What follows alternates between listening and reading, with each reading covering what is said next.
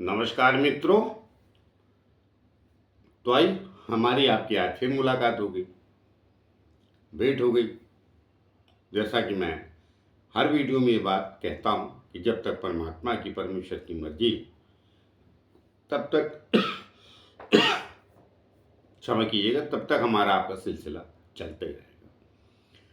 तो ये बात करूंगा मैं कन्या लगन में मंगल की। तो मंगल कन्या लगन में कैसे परिणाम देता है, कैसे फल देता है, आज हम लोग उस पर चर्चा करेंगे। तो जनरली कन्या लगन में मंगल अच्छे परिणाम नहीं देता है, क्योंकि वो अच्छे स्थानों का स्वामी भी नहीं होता और आपके लग्न का मित्र भी नहीं होता। तो दरअसल क्या होता है, जब लग्न का मित्र नहीं होता कोई ग्रह तो एक बात है, लेकिन जनरली जब मित्र नहीं होता तो अच्छे स्थान का स्वामी भी नहीं होता, तभी तो मित्र नहीं कहा जाता उसे। अब भाई आप से किसी की पटरी नहीं खाती तो गलत स्थान का भी मालिक हो जाता है आपके सभी के लग्नों में। मतलब कन्या लगन की बात नहीं करो, मेरे से लेकर मीन तक सारे लग्नों में। तो कन्या लगन में मंगल कहाँ कहाँ का स्वामी?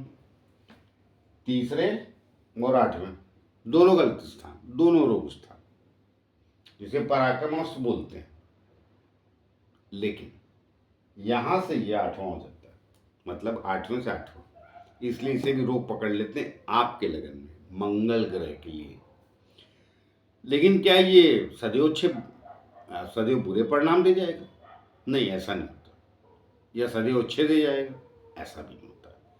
लेकिन दो गलत स्थान का स्वामी है तो पक्की बात है, तो कुछ नहीं करेगा तो डिस्टर्बेंस अवश्य करेगा।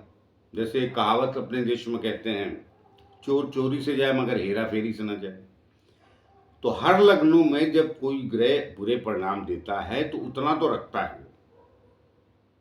तो हेरा फेरी से नहीं गया तो चलिए कोई बात नहीं, चोरी तो नहीं हुई, छोटी मोटी बात होती है वो। तो अब उसमें क्या होता है, कई अच्छे ग्रहों की या कई अच्छे ग्रह के साथ चला जाए तो फिर वो भी परिणाम निम्न हो जाते हैं, अर्थात निम्नतर हो जाते हैं, बड़ा कम फल, खराब फल मिलता है। लेकिन जब भी कोई ग्रह किसी भी लग्न में दो गलत, अब भाई कौन आदमी कहाँ का स्वामी है ये तो पकड़नी पड़ेगा आपको ना। कौन मंदिर का स्वामी है और कौन डकैतों के क्या बोलते उसको, उनके अड्डे का स्वामी है, वो अंतर तो रहेगा ना। लेकिन संसार है, कई बार डकैत अच्छे मिल जाते हैं। जो मंदिर का पुजारी है, पता चला वो जाने दिए उस विषय में कहाँ जा रहे हैं, वरना फिर वीडियो का लेंथ लंबाई बड़ी होती है और लोगों को रहस्य समझना नहीं। चलिए, जितना काम की बात है वो बताता हूँ। तो आइए मंगल की बात आगे करो, उसके पहले एक छोटी सी प्रार्थना और भी कि जिन लोग हमारे चैनल सब्सक्राइब नहीं किया है कृपया कर लीजिए, उससे हमें बड़ा शक्ति मिलती है जो आप लोगों के द्वारा ही आती है। तो आइए बात करते हैं कन्या लगन में। देखिए, मंगल मैंने ऊपर लिखा, लग्न लिखा, कन्या लिखा, 6 लिखा, 6 नंबर की राशि या 6 नंबर जो भी होता है वो यहाँ लग्न में लिख गया तो लग्न ही होता है, तो कन्या लगन।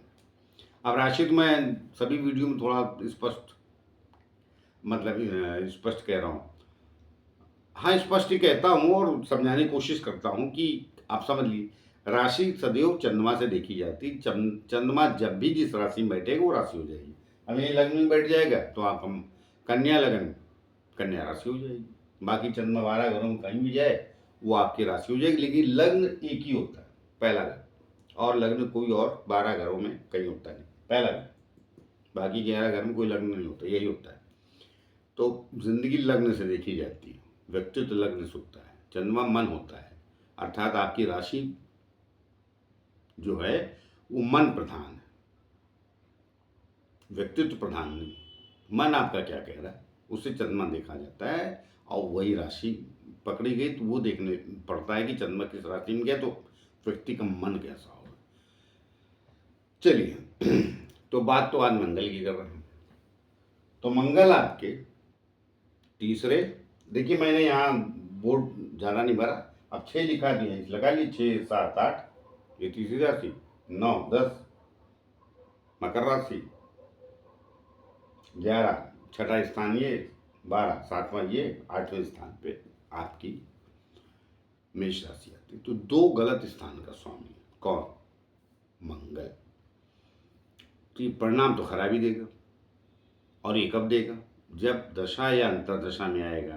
तो ये अच्छा है कि मंगल की दशा 7 साल चलती है और अंतर्दशाओं में ज़्यादातर आता है तो 8 महीने, 9 महीने, 10 महीने, 12 महीने मैक्सिमम, तो आके चला जाता है। तो कम कष्ट का समय बनता है। और इसके कष्ट भी मंगल के मैं कई बार लोगों को बोल चुका हूँ, लोग बात समझने की तैयारी नहीं होती, क्योंकि बाकी भी दुनिया है बताती रहती है। नहीं नहीं, मंगल अधिक रोग कारक नहीं होता है। अष्टमेश का स्वामी है तो रोग कारक तो होगा छोटा मोटा, कुछ गुप्त रोग देता है जो मनुष्य को दिखाई नहीं पड़ते। देखा, अष्टम स्थान गुप्त है, वहां से जो भी मिलेगा गुप्त मिलेगा। गुप्त धन भी पकड़ा जाता है, गुप्त आयु भी होती है, गुप्त मृत्यु भी होती है, तो कष्ट भी गुप्त ही होते हैं। तो शरीर में तो दिखते नहीं बाहर से, मगर सामने वाले को फील होते हैं।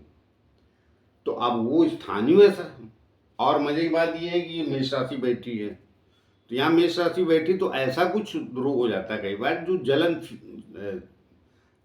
जलनशील होता है। अब ये मतलब समान रूप से मैं ये वीडियो बना रहा हूँ, तो अब कई बातें खुल के नहीं कहता आदमी, वो बात ठीक भी है। जिसकी कुल्ली उल्ली देखते हैं तो समझते हैं, उसमें भी मैं कई बार अवॉइड करता हूँ। चलिए, तो अब वो है तो गुप्त स्थान रूप का जगह, और यहाँ से यहाँ भी चला गया तो भी वही करेगा। बाकी स्थानों पे बैठेगा तो भी उसका कारक तो है जब, लेकिन वहाँ ये देखना पड़ेगा कि जहाँ ये मंगल गया उसका स्वामी कहाँ गया। अब जैसे ये छठा भी रोग कारक स्थान है, लेकिन ये 8वें का स्वामियों का यहाँ, और इससे चौथा, इससे 11वां, उससे चौथा, तो थोड़ा कम होगा, होगा जरूर, क्योंकि ये भी रोग का ही स्थान है, उससे आप बचेंगे नहीं, मगर कम ही आएगी। अब उसमें भी देखना पड़ेगा किस ग्रह की दृष्टि किसके साथ है, किस ग्रह की दशा चल रही, किस ग्रह की नहीं चल रही। अभी 10वें आ गया है, ये कर 11वें बैठा है मंगल, नीच का हो जाता है। चंद्रमा आपका वैसे भी मित्र नहीं, तो अब क्या करेगा? अब ये 2 स्थान का यहाँ, तो यहाँ भी रोग ही देगा। मैं ये नहीं कहूँगा यहाँ आया और लाभ नहीं देगा, वो अपनी जगह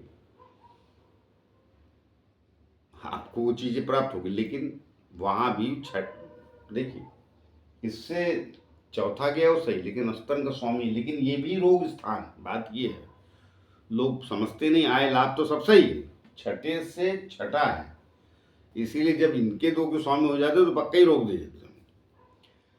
और तीसरे और 8वें की, सॉरी 8वें और तीसरे के भी स्वामी, या तीसरे और छठे के स्वामी, ये छठे और 11वें के स्वामी, तो ये ज़्यादा मनुष्य को कहीं ना कहीं कष्ट देते हैं। लेकिन ऐसा नहीं कि सदैव कष्ट ही देने के लिए बने, बच जाता है। लग्न साहब का अच्छा है, बुध का अच्छा है, बाकी प्लेनेट अच्छे हैं, तो वो कम, लेकिन होगा जरूर। एकदम बदल, मतलब वो 100% आप निकल जाए ऐसा नहीं, किसी को 50%, किसी को 30%, किसी को 20%, किसी को ज़्यादा हो जाता है कई बार। लेकिन क्या मंगलवार की तरक्की नहीं देता? नहीं, वो विषय देखिए, तरक्की का गेम अलग।